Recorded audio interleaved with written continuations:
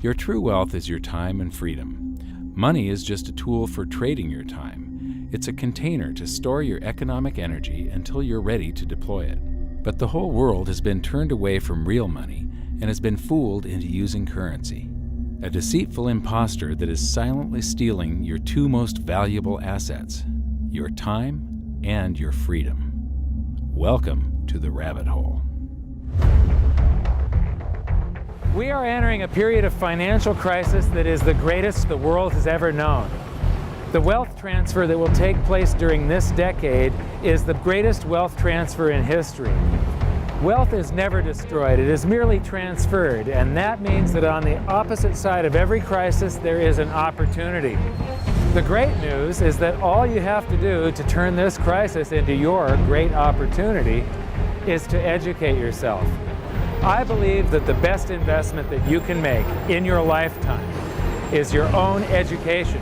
Education on the history of money, education on finance, education on how the global economy works, education on how all of these guys, the central bankers, the stock market, how they can cheat you, how they can scam you. If you learn what is going on and how the financial world works, you can put yourself on the correct side of this wealth transfer.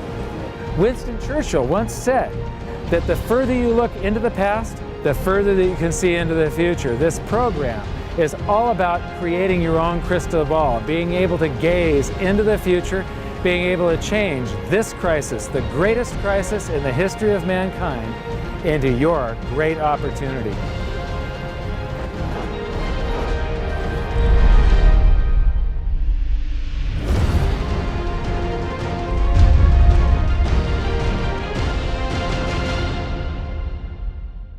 The hidden secrets of money, some of them are hidden in plain sight. They're like right in front of you. The way the monetary system works is something that isn't actually hidden away from all of us. It's out in the open, but it's complex and people just they can't see how it works. It's hard for them to imagine that we're living in such a hoax. Others are meant to be secret, but the truth is slowly coming out, like the Federal Reserve being a private corporation and not really part of the US government. But when I started studying this, what I found was that there was no place that I could point people to where they could get it all in one spot. And so I basically decided to write my book about it and consolidate monetary history, economics, the markets, fundamentals of gold and silver. There's a lot of smoke and mirrors in economics, and I've sort of made it my job to lift the fog for people.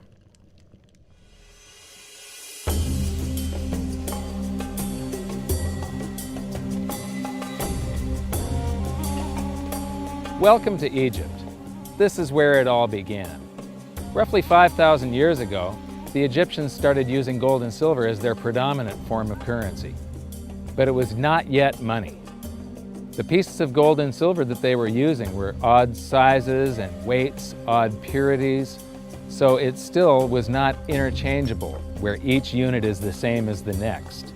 This meant that nothing really had a price yet. You couldn't put a price of so many coins on something because they didn't have coins yet. Trade was still difficult. It was still a guessing game when it came to the exchange of values. One of the reasons that we are in the financial mess that we are today globally is that people do not understand the difference between currency and money. Currency is a medium of exchange, a unit of account. It is portable, durable, divisible, and something called fungible. Fungible means that each unit is the same as the next unit. A dollar in my pocket buys the same amount as a dollar in your pocket. Money is all of those things plus a store of value over a long period of time. Even financial planners, bankers, your accountant, they don't understand the difference between currency and money. The currency in your pocket is a medium of exchange. It's a unit of account because it's got numbers on it. It's somewhat durable, it's portable, it's divisible in that you can make change, and it's fungible. A dollar in my pocket buys the same amount as a dollar in your pocket. But because governments can print more and more and more of it, and dilute the currency supply, it's continually transferring wealth out of your pocket, out of your bank account, to the government and to the banking system. The reason that gold and silver are the optimum form of money is because of their properties. It's an easy medium of exchange because gold and silver store a large amount of value in a very small area. It's a unit of account. Pure gold has the same value all over the planet. So an ounce of gold buys the same amount here in Egypt as it would in China or in the United States. It's durable. The same gold that Egyptians were using in trade 5,000 years ago is still here with us today. It does not corrode. It's divisible. You can make change with it. It's very portable. You could use something like oil as money. It's just that you can't carry around a barrel of oil on your back. It's fungible. Pure gold is the same wherever it is on Earth. Pure silver is the same wherever it is on Earth. It's limited in quantity. That's the reason that it maintains its purchasing power. Governments cannot print it. Over the last 5,000 years, only gold and silver have maintained their purchasing power. There have been thousands upon thousands of fiat currencies, currencies that are unbacked by gold or silver, and they have all gone to zero. It's a 100% failure rate. Well, fiat currency, of course, is a currency that exists at the dictate or by fiat from a government. You say they have their printing presses, and the paper money rolls off the printing presses. And then they give it the fiat designation, which makes the currency official. It's just worthless paper. But when Ben Bernanke gives it the special sign, and they have the cult meeting at the Federal Open Market Committee meetings, it suddenly becomes currency. If you look at what's really going on, it's a con game. And so there's confidence. Well, the Federal Reserve is very forthright about what they're doing. If you read their websites, they'll tell you it's a confidence game. They tell you that there's no intrinsic value in their money. They'll tell you that they print it backed by absolutely nothing. They actually display all these facts. But if you tell somebody in the public that this stuff is created out of thin air, there's no backing whatsoever, it's absolutely worthless, it's about as valuable as monopoly money, they'll look at you like you're nuts. Is there an example throughout history of a fiat currency, a piece of paper that's unbacked by anything, surviving?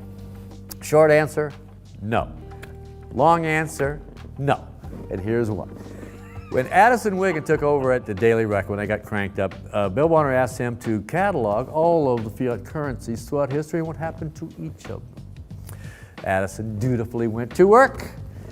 Within a short period of time, he had gone through the alphabet. All the fiat currencies that started with the letter A were done. They all went to zero. He was halfway through the letter B, and all the fiat currencies that started with the letter B, and there were 600 of them in just the first letter and a half of the alphabet, and every single one of them went to zero. Every one. 600 fiat currencies that start with the letter A, and half of the ones that start with the letter B are 600 of these things. Not one ever came close. You think this one, the United States dollar, is going to be the first one after all that? I don't think so. No. No currency, fiat currency has ever survived. None. The thing about money is there actually is a fairly well accepted definition of what money is. The question is, as you apply that definition to particular things that people claim to be money, do they fit the definition? We'll just take the paper dollar, for example. How well does it perform those functions? Well, store of value. The dollar has lost 95% of its purchasing power since the creation of the Federal Reserve in 1913. So not very good as a store of value. One of the things I do is just a way to get the audience's attention is I have a slide, and there are 3 pictures on the slide. One is a pile of monopoly money. The other one is a pile of Federal Reserve notes, what Americans would call paper money. The other one is a solid gold American Eagle 1-ounce coin.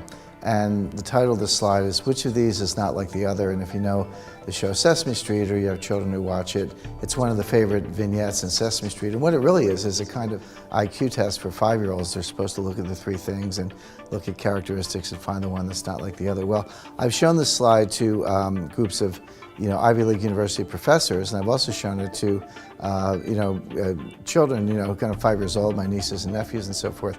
And when the professors look at it, they say, well, clearly the dollars are not like the others, because gold has no role as money, and monopoly money is junk, and the American dollar is a store of value, so that's not like the other. But the children look at it and they say, well, the gold coin is not like the other, because the other two are just piles of paper, and the gold coin is clearly something different. So my question to the audience is, who's smarter, a 5-year-old or an Ivy League professor? Before World War I, each note that a treasury issued would say that there have been deposited with the United States Treasury $20 in gold coin payable to the bearer upon demand. The money was in the vault. The currency was a note they gave you that was a claim check, only a claim check on the money, the same as if you go to the dry cleaners and you give them your shirt and they give you a claim check for your shirt. The value is that shirt at the dry cleaners, not the piece of paper that says that you own that shirt. So our currency that circulated was the paper US dollars, and they were claim checks on money. The next hidden secret is the difference between currency and money. Money must be a store of value and maintain its purchasing power over long periods of time. As we progress through this series, you'll learn that national currencies are really a tool used by the government and the financial sector to leech away your time and your freedom by stealing your purchasing power. So rather than storing your economic energy, currencies leak.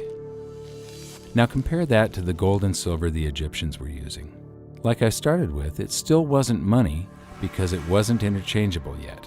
But they were on the right track, as gold and silver have proven over thousands of years to be the ultimate store of value.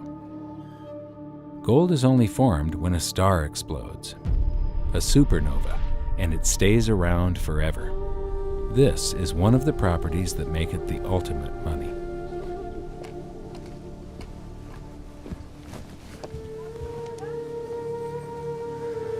People are amazed that after 5,000 years, the pyramids are still here.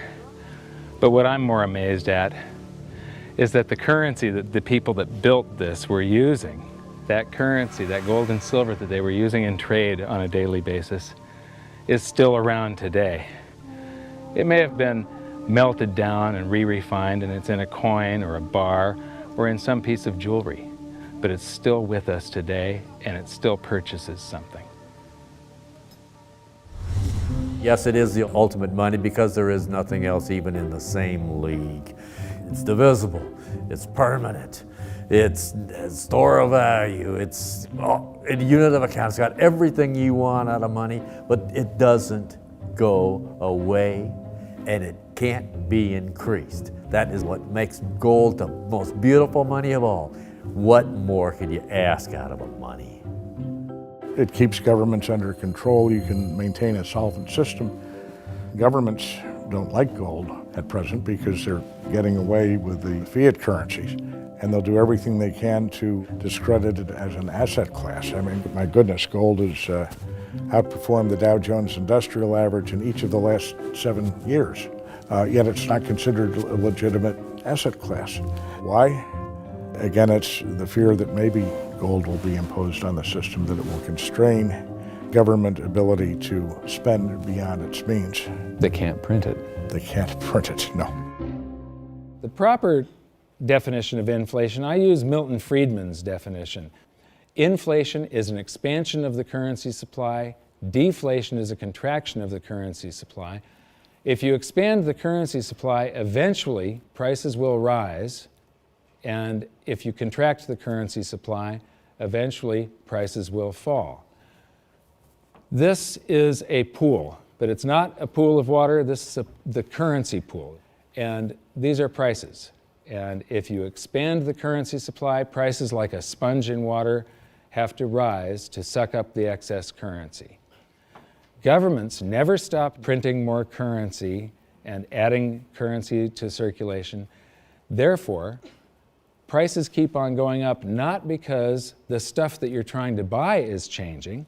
The real estate doesn't change. What has changed is the currency purchases less and less. It's the currency going down, not prices going up. The truth is, what we have that makes our world work right now is a big story. None of it's real. It's all just promises. And if you think about it, that's how currency began to work in the beginning. You know, before we had currency, we had barter. I'll give you 3 coconuts and you give me 4 fish, because that's kind of a fair exchange on coconuts to fish. But that got complicated, so we had to invent this thing called money to be a divisible, portable medium of exchange. And the challenge is that we lost that a long time ago, when we lost having things of value be our currency, and now we have this thing called numbers and accounts. But trust me, it is not real. It's a big made-up story. One of the biggest make-believe stories ever is called quantitative easing, which sounds complex, but it's really just a smoke and mirrors term for currency creation. QE started with the banking bailouts back in 2009. This currency was created out of thin air and then given to the banks, who paid themselves record bonuses in reward for crashing the world economy. This is a global phenomenon, but all you have to remember for now is that whether it's QE bailouts or stimulus programs, these are all just voodoo, hocus-pocus terms for increased currency creation. I believe gold and silver will reassert themselves as money. And when they do, there just isn't enough, and their purchasing power is going to go up many, many, many times. Egypt is an amazing place. There's a franticness about it, and utter chaos, especially like the traffic. But when it comes to like all of the merchants that are trying to get every last dime out of you, you get fleeced to the point where you come back with an empty wallet. But you know what? They're amateurs compared to Wall Street. In the past several years, I've spoken in many countries about the crisis that's coming, and a lot of people think that they're going to be okay in their country, that it's only going to happen to the United States or maybe the United States in Europe. But what they don't realize is that this is a global phenomenon. I got to show you something here. This is base currency in the United States. This is the number of paper dollars that exist, basically. It took 200 years to go from no dollars in existence to 825 billion. And then we had the bailouts, and then we had QE1, quantitative easing 1, then QE2, and then we had QE3, and then QE4, and then soon we're going to have QE57 and QE382. And it isn't just here. This is what the Canadian currency supply looks like. This is Australia, South Africa, Russia. Now, this starts out in just the year 2001, and this is like 18 times more currency in existence in a little over a decade. Here's Singapore, same story. Look at that, since the crisis, just bam. India, China, every government on the planet is doing this insane deficit spending and expanding their currency supplies, doing bailouts. And history shows that there is no example of this turning out well. It is sometimes amazing that we haven't experienced more inflation than we have.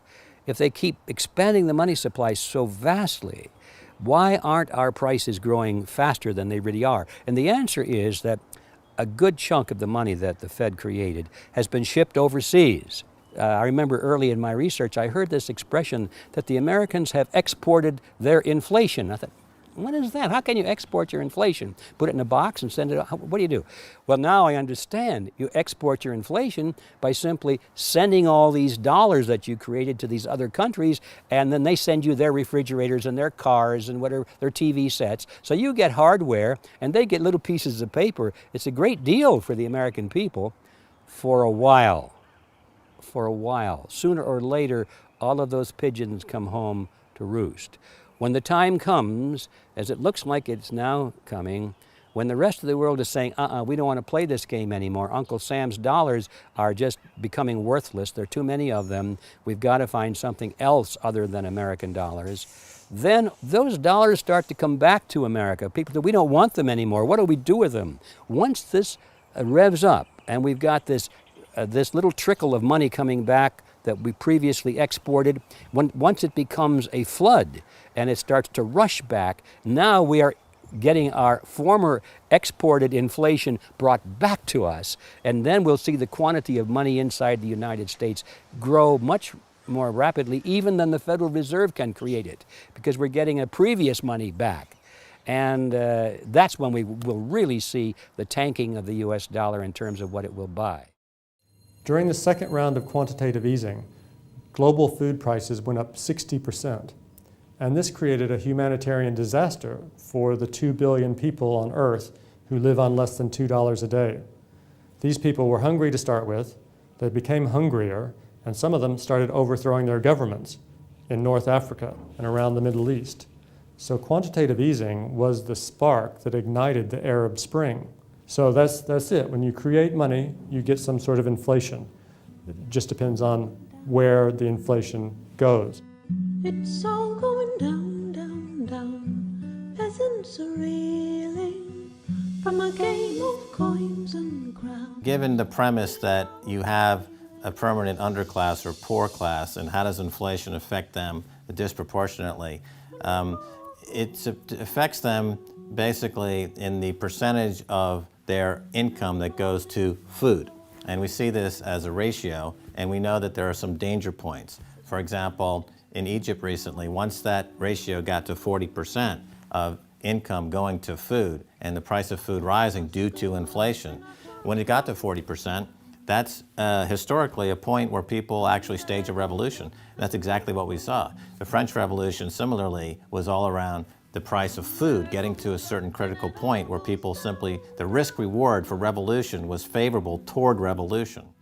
When they print it up, then it all goes down. Well, exactly right, because when you have a runaway inflation, it's punishing the very people who are most productive in society. In other words, the people that produce more than they consume and save the difference.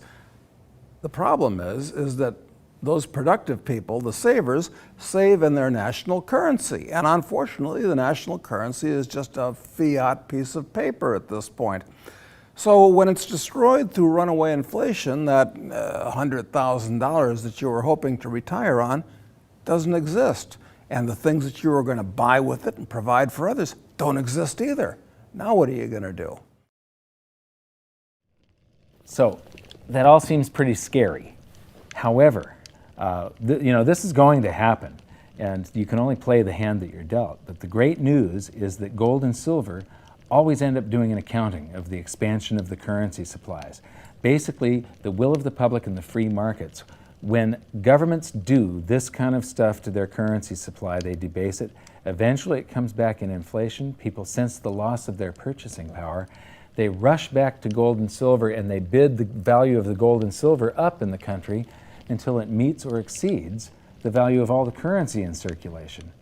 This is a process that's been going on over and over again throughout history, except this time it's happening on a global scale. It has never before happened in all countries at once. And that means that this is the greatest wealth transfer in history. Therefore, it's the greatest opportunity in history, and it's not going to happen again in your lifetime. So now we've learned that your true wealth is your time and your freedom. Money is a trading tool that stores the economic energy that is your time and freedom, whereas currencies leak them away.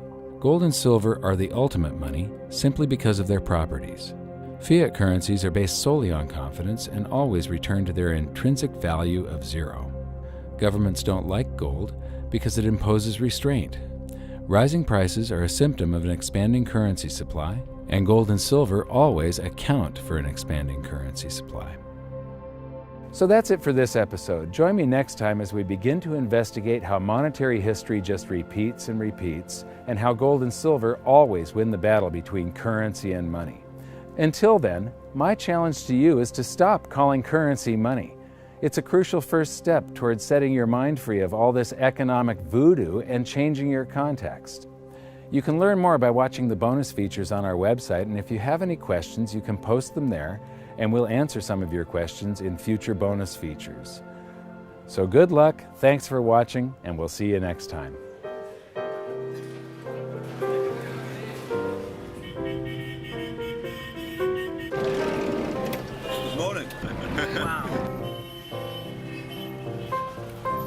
What does fiat mean? It comes from the Latin for crappy car.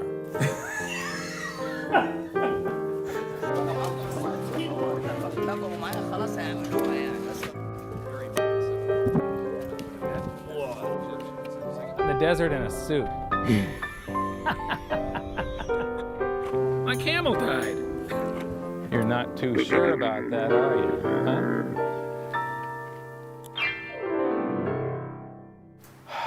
I am ready for a good long nap. Hi, welcome to this bonus feature for the very first episode of Hidden Secrets of Money. And this is currency versus money. So that's the major topic that